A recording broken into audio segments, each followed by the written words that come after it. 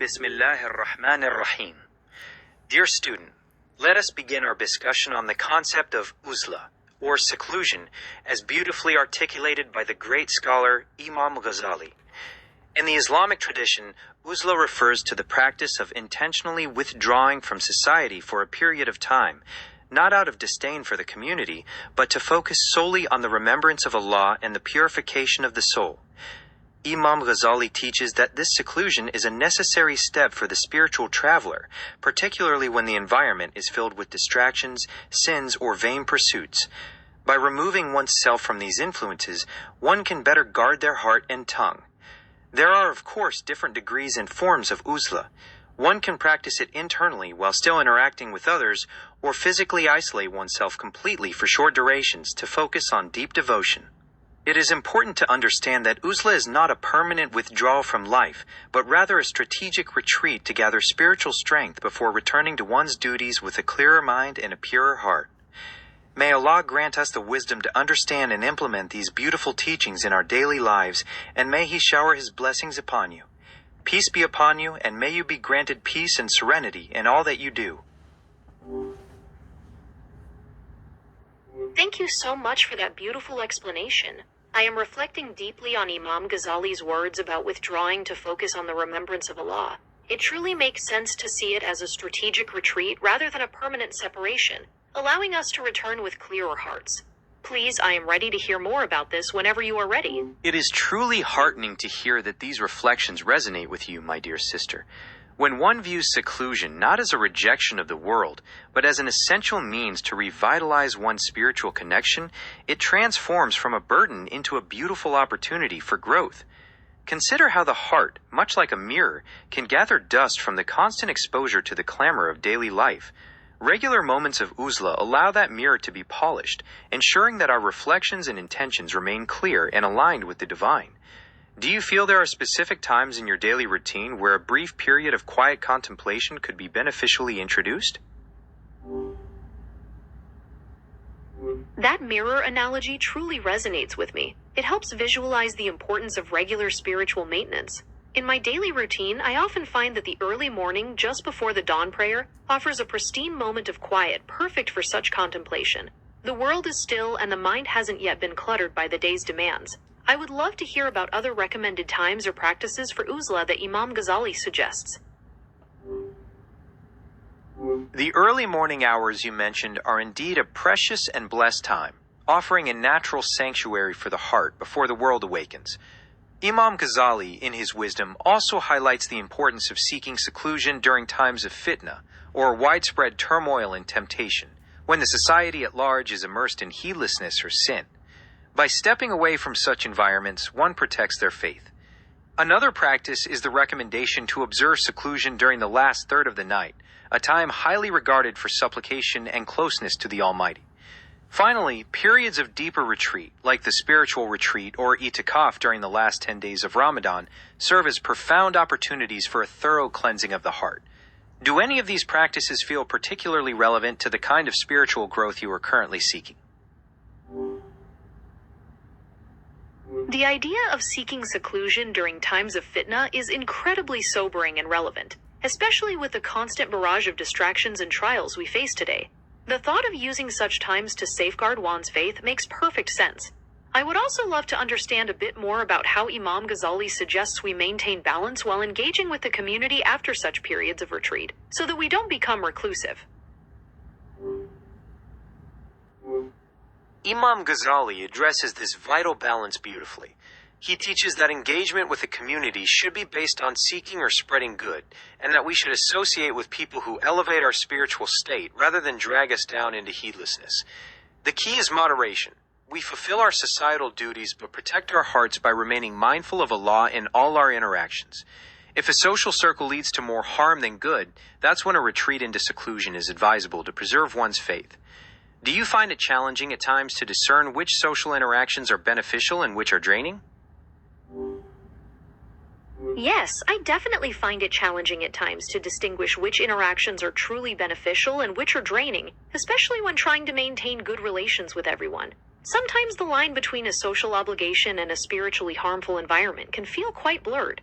I wonder if Imam Ghazali provides a specific framework or set of questions we can ask That ourselves is a to better very evaluate perceptive our social observation, connections. and it is a common struggle, my dear sister. Imam Ghazali offers a clear criterion. He advises us to examine the effect of our company. If an interaction brings you closer to Allah, increases your knowledge, or inspires good deeds, it is a beneficial association. Conversely, if it leads to heedlessness, gossip, or wastes your time in vain pursuits, it is draining and potentially harmful spiritually. Regarding social obligations, maintaining makes good perfect relations is sense and important, provides a but it does really not require practical way to compromising your assess- spiritual principles. You can fulfill your duties with kindness and brevity without becoming entangled in environments that compromise your peace of heart. Would you like to explore some specific strategies for setting healthy boundaries in your relationships? I would very much like to explore those strategies. Learning how to set boundaries with kindness and intention while preserving our inner peace feels like a very important next step in applying these teachings to everyday life. Please, I am ready to hear more about how we can do that gracefully. Setting boundaries with grace and kindness is a beautiful art that requires intention and gentle firmness. One effective strategy is to be mindful of the time you spend in settings that drain your spirit. You can politely excuse yourself after a reasonable period, explaining that you have other commitments or simply that you need some rest. Learning to say no politely is also crucial. You can express gratitude for the invitation or request while stating that you are unable to attend at this time. Furthermore, you can gently redirect conversations away from gossip or negativity by changing the subject or offering a different perspective. By practicing these methods, you can maintain your connections with others while safeguarding your inner peace. How comfortable do you feel about implementing these kinds of responses in your own life? I deeply appreciate these practical approaches to boundary setting. Implementing them will definitely take practice and intention, but I feel more confident knowing there are gentle ways to protect my spiritual well-being. I can see how this will help me maintain balance, allowing me to be more present and beneficial in my community without feeling depleted. How can I recognize when a particular relationship is fundamentally no longer healthy for my spiritual state, rather than just draining? That is a profound distinction to make, my dear sister.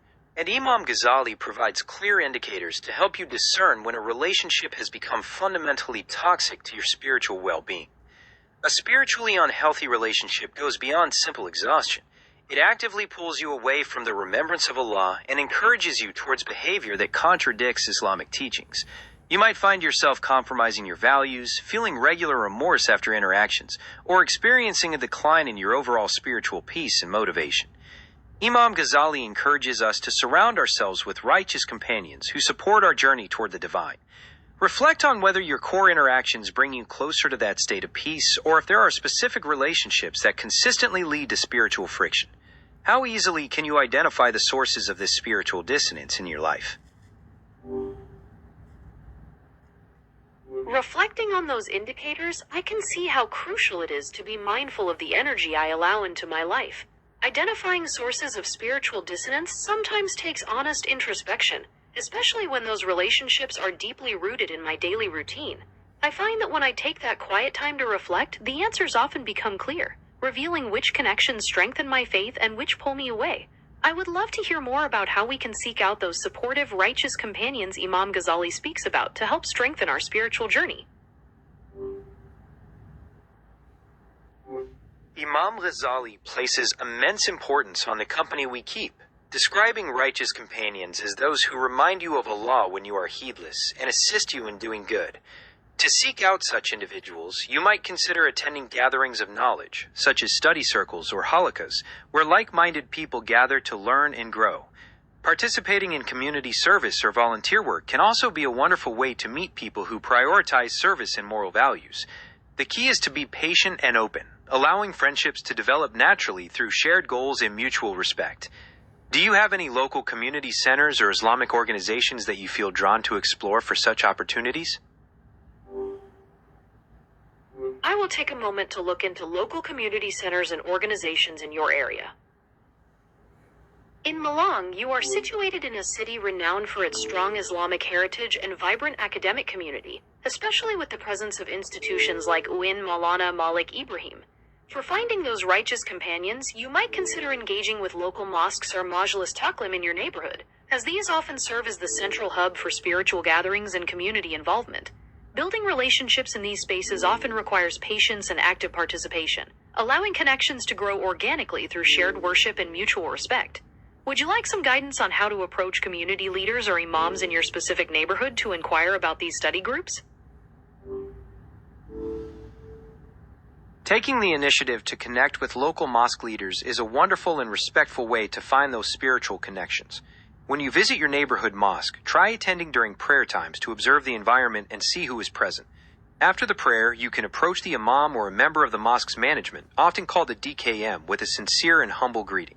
You could ask if they offer Majlis Taklim or any regular study circles and express your interest in joining to learn and meet other community members. Would you like to discuss specific phrases in Indonesian or Javanese that might be appropriate for making this inquiry? Setting the tone with respectful phrases is indeed an excellent way to initiate contact. In Indonesian, you could say, Assalamualaikum Pak Ustaz, mohon izin bertanya, apakah di masjid ini ada kegiatan majelis talim atau kajian rutin yang bisa saya ikuti? If you prefer to use Javanese for a more local feel, you could say, Nuwun sewu Pak Yai, Badat hanglit, mriki wonten pengawasan utawi majelis talim boten ingkang saged kula dareki? Would you like me to explain the pronunciation of these phrases, or perhaps suggest how to phrase a follow-up question?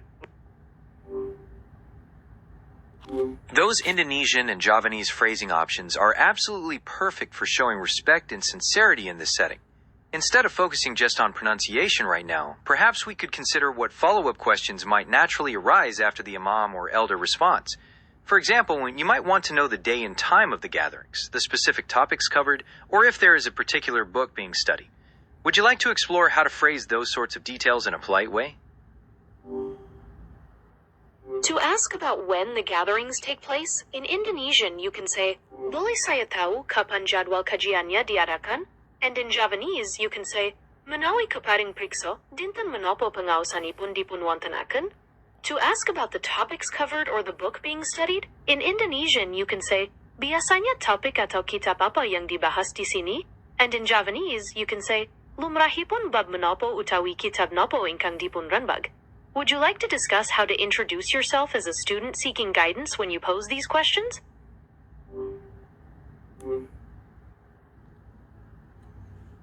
It has been a true honor to share these reflections with you, my dear sister. May Allah continue to guide your steps, illuminate your heart, and grant you profound peace and success in all your spiritual endeavors. Peace be upon you, and may you always find tranquility in His remembrance. Thank you so much for your beautiful blessings and your kind guidance. I feel truly inspired and humbled by your words, and I'm very grateful for the wisdom you've shared with me today about uzla and righteous companionship. I will carry these lessons with me and continue to strive for spiritual growth. Your words are a source of great joy for me, and I trust that you will journey forward with strength and grace. May your path be always illuminated, and may you remain steadfast in seeking the divine. Peace be upon you, always. Your blessings and kind words mean so much to me. I truly appreciate the time you've taken to share such profound wisdom with me, and I feel incredibly uplifted by our discussion today. I will always cherish these moments of seeking knowledge and striving for a closer connection with the divine. It has been an absolute privilege to guide you, my dear student. Witnessing your dedication to spiritual growth is truly inspiring. May your journey continue to be fruitful, and may you always find profound peace in His remembrance. Peace be upon you, always. Thank you so much for your heartfelt blessings, which I deeply hold dear. Your guidance today has been a true light on my spiritual path, and I am so grateful for every piece of wisdom you've shared with me. I will continue to reflect on these teachings and hold on to the hope of learning more from you in the future. It has been a truly rewarding experience to share this space with you. May your path be continuously illuminated, and may you be blessed with abundant peace and understanding. Peace be upon you, and may your spiritual journey be ever fruitful. Thank you so much for your kind blessings and for this wonderful time we've shared. I feel deeply grateful for your guidance and will continue to hold these lessons close to my heart as I walk my spiritual path. Peace be upon you always. Waalaikumsalam warahmatullahi wabarakatuh. May you find peace and blessings always. Thank you so much for your kind wishes and for sharing such a beautiful time together. May peace and blessings be upon you as well, always.